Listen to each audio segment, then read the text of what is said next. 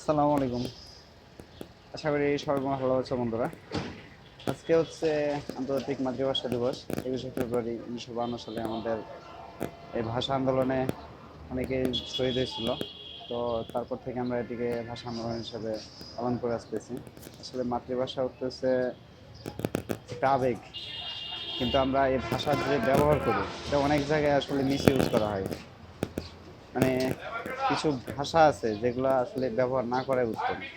এমন ভাষা ইউজ করি আমরা যাতে মানুষ কষ্ট পায়।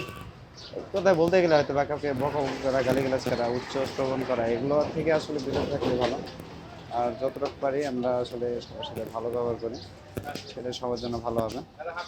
ভালো ব্যবহারের মাধ্যমে ভালো ভাষায় ব্যবহার করলে অনেকেই ভালো নেয় এবং ভালো মনে নেয়, এবং অনেকে হাসি খুশি থাকে, যেটা সবার কাছে ভালো লাগে।